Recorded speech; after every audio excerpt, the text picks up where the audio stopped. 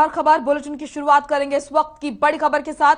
रेवाड़ी से बड़ी खबर आ रही है। हर खबर का असर हुआ है। 2 अनाथ बहनों की पेंशन शुरू हुई। हर खबर पर खबर चलाने के बाद जागा समाज कल्याण विभाग। 9 महीने से विभागीय के चक्कर काट रही थी दोनों बहनें। मार्च से दोनों अनाथ बहनों को मिलेगी पेंशन।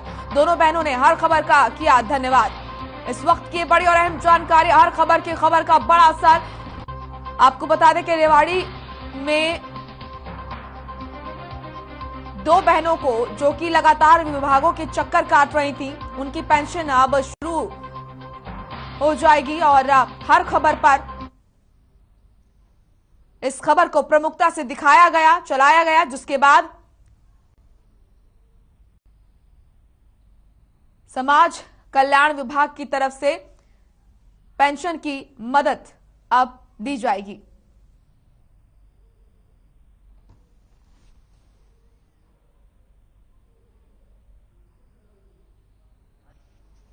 मैं हेमलता, मैं ढहीना से हूँ। मेरे मम्मी पापा एक्सपायर हो चुके हैं और हमने है ना डीसी ऑफिस के बहुत से चक्कर लगा चुके थे। हमारी पेंसिल नहीं बन रही थी। हमारी फैमिली की करेक्शन की वजह से हमारी पेंसिल काफ़ी दिनों से रुकी हुई थी। हमें 9 मंथ हो गए चक्कर लगाते हुए, हमारी पेंसिल नहीं बनी थी। अब कल हम डीसी ऑफिस गए तो डीसी सर ने फैमिली आईडी के ऊपर साइन किए हैं। उन्होंने उनको समाज कल्याण विभाग वालों को बोला है तो उन्होंने हमारी पेंसिल बनवा दी गई है। उन्होंने बोला, समाज कल्याण विभाग वालों ने बोला है कि हमारी पेंसिल मार्च तक आ जाएगी। ये प्रेम है देखिए, और कुछ नहीं है।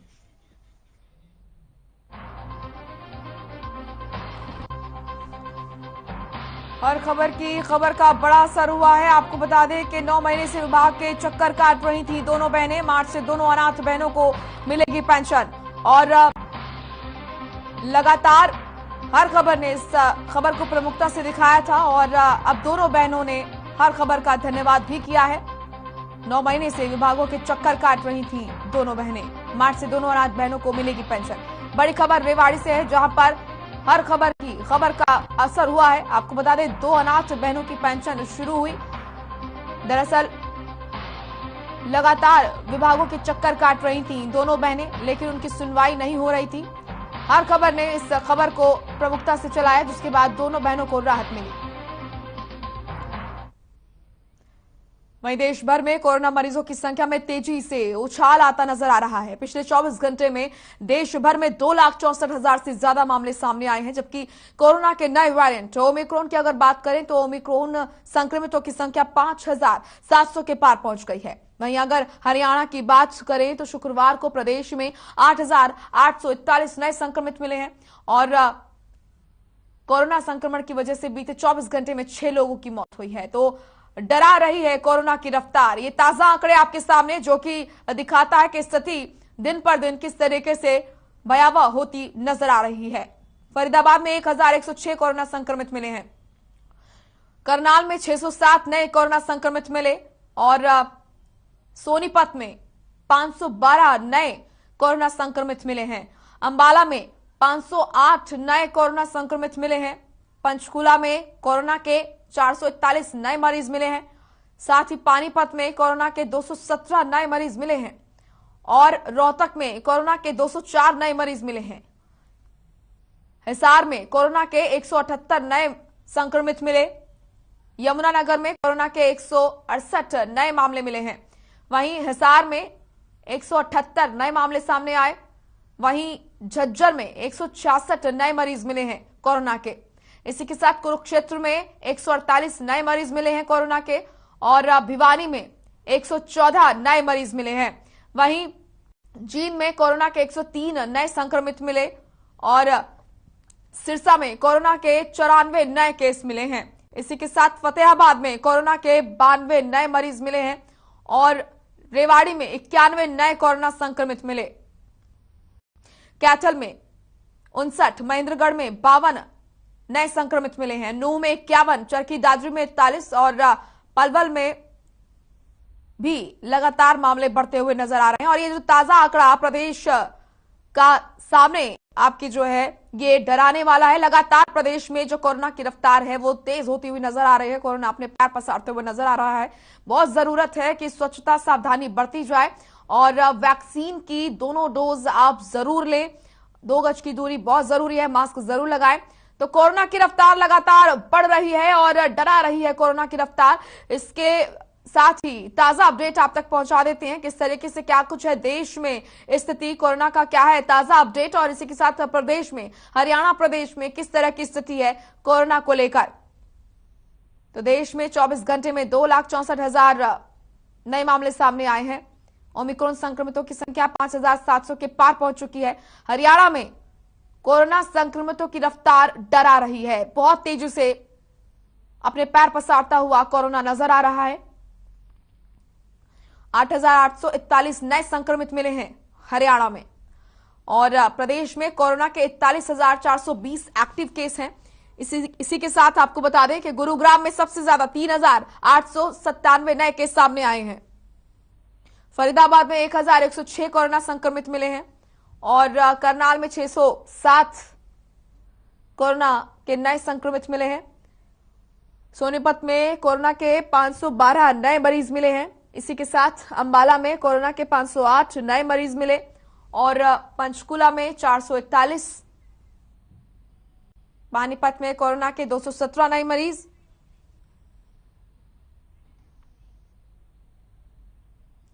वहीं सीएम मनोहर लाल ने यमुनानगर के जगाधरी पहुंचकर पौंटा साहिब मार्ग में सम्राट मिहिर भोज गुरुकुल विद्यापीठ का शिलान्यास किया। इस मौके पर हरियाणा के शिक्षा मंत्री कंवरपाल गुर्जर, सांसद रतनलाल कटारिया समेत दूसरे नेता और अधिकारी भी मौजूद रहे। सीएम ने अपने संबोधन में कहा कि एक समय में जो शिक्षा मिलती थी उसके बदले शिष्य अपने गुरु को दक्षिणा देते थे।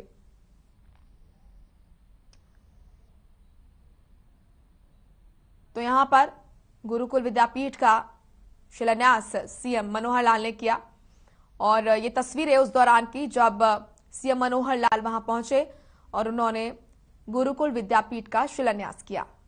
यमुनानगर पहुंचे थे सीएम मनोहर लाल, यमुनानगर के दौरे पर थे।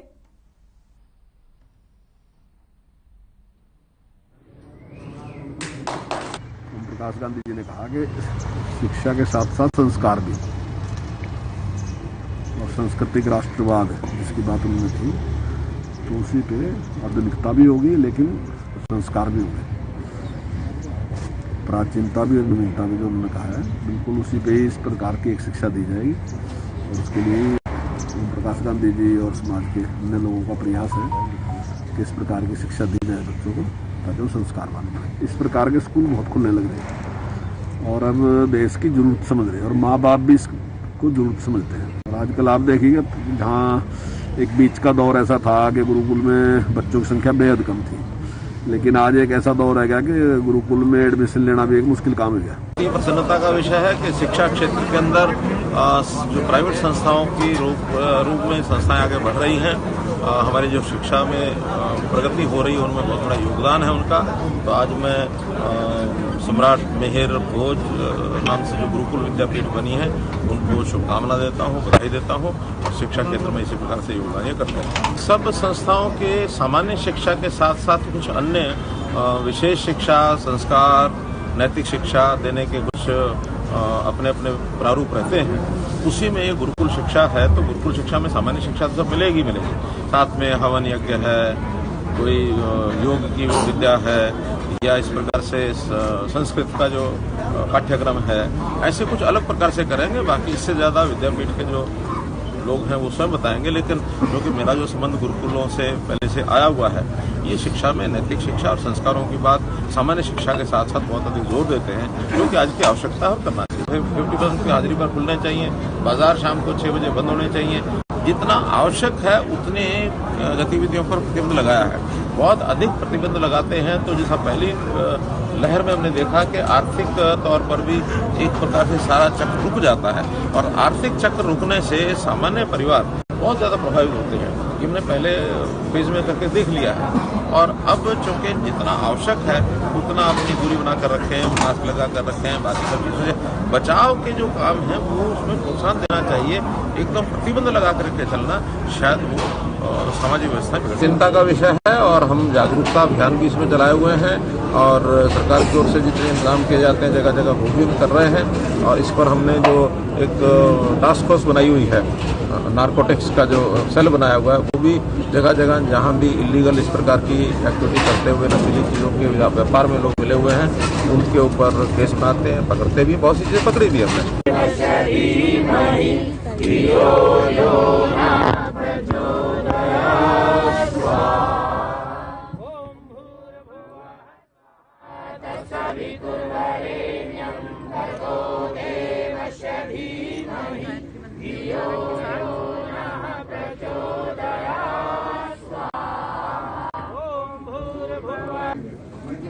हमारे बीच महर्षि दधीची की त्याग परंपरा के अनुरूप एक ऐसे महान पुरुष हमारे आज मुख्य मेहमान हैं उन्होंने भी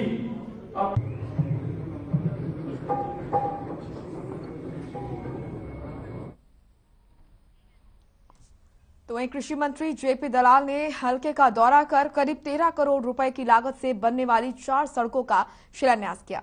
साथ ही आपको बता दें कि यहां पर वो ग्रामीणों से रूबरू भी हुए, सरकार की नीतियों से अवगत भी करवाया गया। साथ ही जेपी दलाल ने विरोधियों पर वार करते हुए कहा कि यूपी समेत 5 राज्यों में बीजेपी को अच्छे परिणाम मिलेंगे, जनता कांग्रेस समेत दूसरी पार्टियों को सिरे से नकार देगी।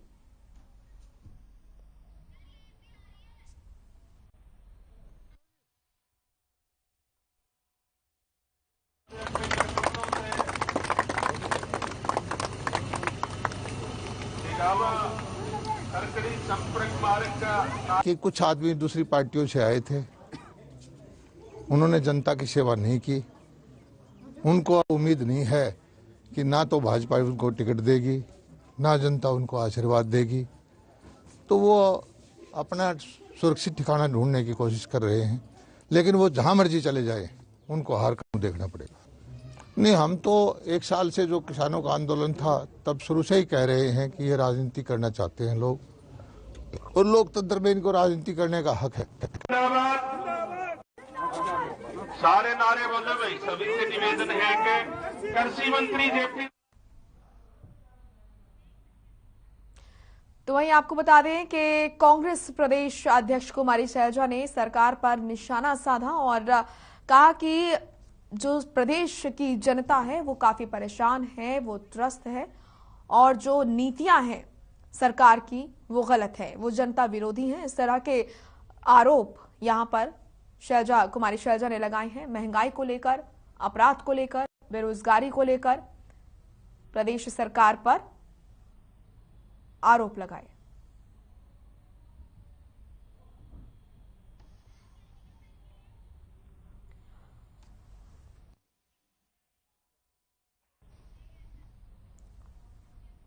चलिए रुक रहे हैं एक छोटे से ब्रेक के लिए, फौरन लौटेंगे।